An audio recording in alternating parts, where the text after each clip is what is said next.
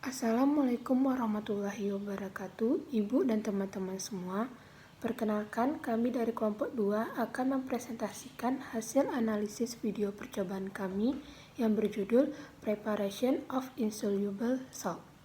Baiklah, kami dari kelompok 2 beranggotakan Azizah Munita, Astefina Selly, Fatina Rahmi, Rizkika Salsabila, dan Sintaika Putri, dengan dosen Dr. Randa Syamsi Aini MSI. Sebelumnya kita masuk pada pendahuluan. Judul video yang dianalisis pada percobaan ini yaitu Preparation of Insoluble Salt, dengan tempat upload pada YouTube dan diupload oleh Chemistry with Dr. H. Dengan tanggal upload 9 Oktober 2014. Sebelumnya kita masuk pada topik pembahasan. Topik yang dibahas pada percobaan ini yang pertama yaitu tujuan percobaan, yang kedua teori dasar, yang ketiga alat dan bahan, keempat prosedur kerja, kelima pembahasan, keenam kesimpulan, dan ketujuh jawaban pertanyaan. Yang pertama, tujuan percobaan. Tujuan pada percobaan ini yaitu dapat menjelaskan preparasi garam sukar larut. Selanjutnya, teori dasar akan dibahas oleh Fatina Rahmi.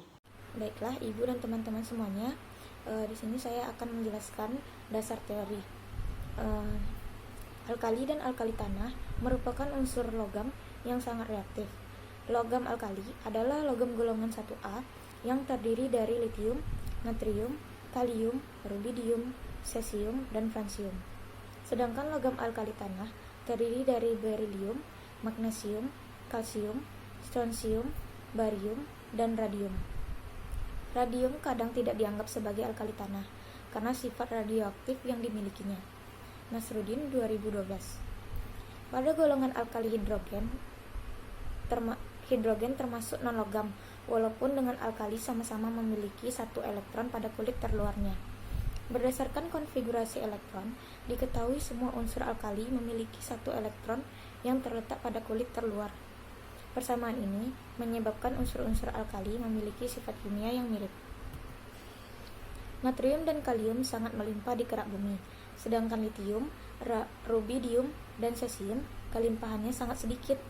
Kelimpahan logam alkali yang paling sedikit adalah francium. Hal ini disebabkan francium merupakan unsur radioaktif yang memancarkan sinar beta dengan waktu paruh yang pendek sekitar 21 menit, kemudian segera berubah menjadi unsur thorium. Logam francium dihasilkan dari unsur aktinum dengan pemancaran sinar alfa. Syamsidar 2013.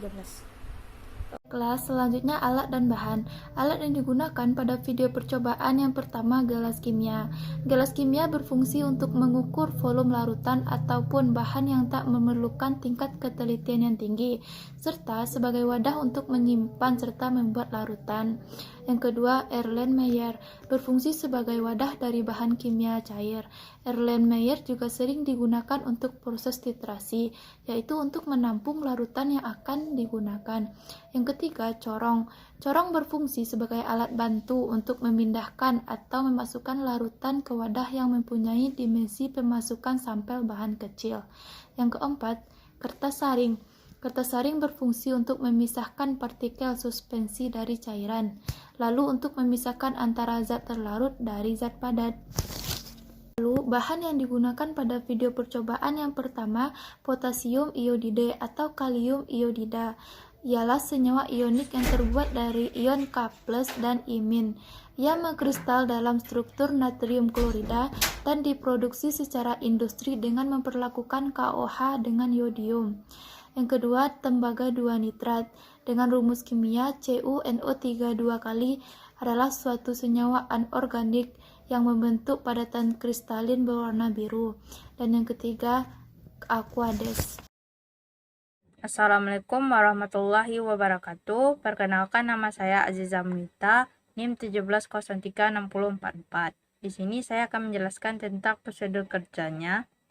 Baiklah, dalam video ini kita akan melihat tentang pembuatan garam yang tidak larut, yang mana prosesnya disebut dengan persipitasi. Persipitasi dalam kehidupan sehari-hari berarti terjadinya hujan gerimis salju. Akan tetapi, Dalam pandangan kimia, presipitasi berarti ketika kita membuat padatan tidak larut dengan satu larutan ataupun dua larutan. Dalam percobaan ini digunakan dua larutan, yaitu yang pertama larutan potasium iodide yang bersifat iritan, dan yang kedua adalah larutan timbal 2 nitrat yang bersifat toksik. Pertama-tama kita masukkan terlebih dahulu larutan timbal 2 nitrat beberapa mili ke dalam gelas kimia. Setelah itu ditambahkan dengan beberapa mili larutan potasium iodide, kemudian terbentuklah larutan berwarna kuning cerah. Kemudian lipat kertas saring sampai 2 kali lipat. Setelah itu letakkan pada corong dan tetesi dengan beberapa tetes Aquades untuk menahan filter agar tidak mudah goyang. Lalu tuangi larutan, dan setelah itu terbentuklah endapan timbal iodida yang berwarna kuning cerah dan terpisah dengan larutan yang berwarna jernih dalam air Meyer seperti yang kita lihat pada video ini. Dan diharapkan tidak terdapat ion-ion timbal yang berada pada larutan jernih yang telah terpisah dengan endapan timbal iodida tersebut, karena timbal ini sangat bersifat toksik. Dan diharapkan tidak terdapat ion-ion timbal yang berada pada larutan jernih yang telah terpisah dengan endapan timbal iodida tersebut, karena timbal ini sangat bersifat toksik. Untuk mengantisipasi kemungkinan ada ion timbal yang terdapat pada larutan jernih yang sudah kita saring, maka pada corong yang masih terdapat endapan timbal iodidanya kita bilas lagi dengan air atau Aquades, sehingga larutan jernih yang telah dihasilkan terbebas dari ion-ion timbal.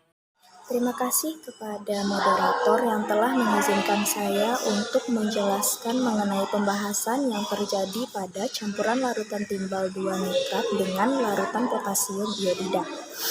Sesuai dari PPT yang telah diperlihatkan bahwasanya PbNO3 2 kali yang dikenal dengan timbal 2 nitrat ini awalnya berbentuk larutan yang tidak berwarna, kemudian ditambahkan dengan potasium iodida atau kita kenal dengan nama lainnya yaitu kalium iodida yang juga berbentuk larutan dan tak berwarna.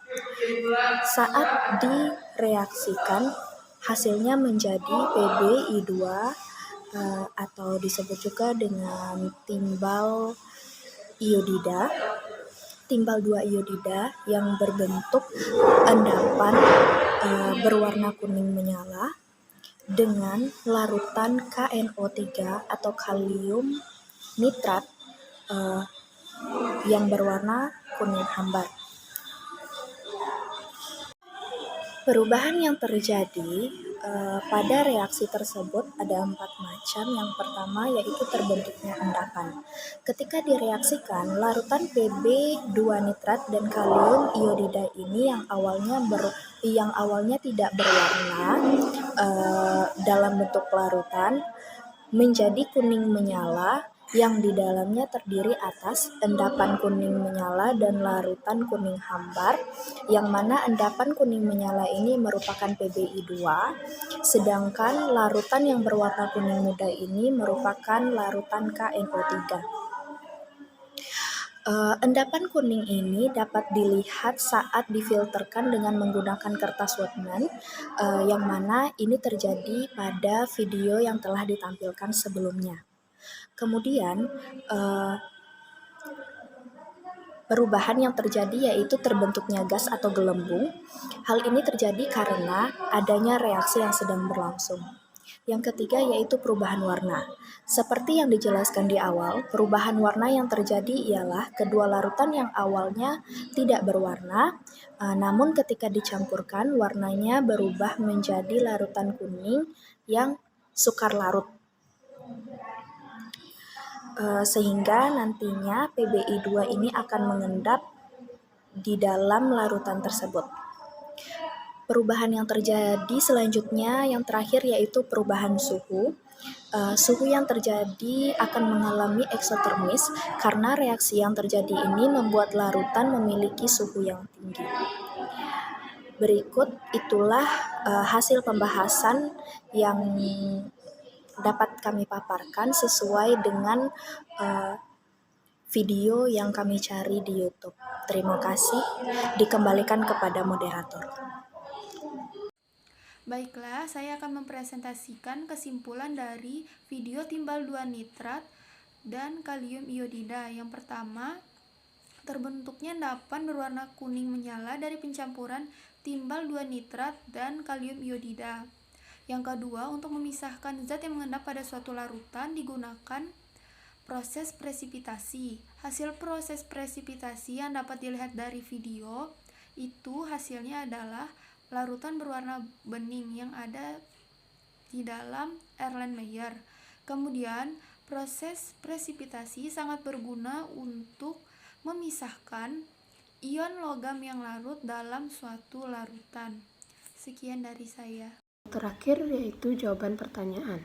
Pada percobaan ini terdapat 3 pertanyaan. Yang pertama, terbentuknya endapan atau tidak itu tergantung pada kelarutan zat terlarut, yaitu jumlah maksimum zat terlarut yang akan larut dalam jumlah tertentu pelarut pada suhu tertentu. Pengendapan dapat terjadi jika konsentrasi suatu senyawa melebihi kelarutannya. Yang kedua, logam alkali hanya dapat diperoleh dengan jalan elektrolisis lemburan garamnya dan bukan dari larutan garamnya, karena logam alkali merupakan ionnya tereduksi dalam air. Yang ketiga, tuliskan reaksi yang terjadi pada percobaan.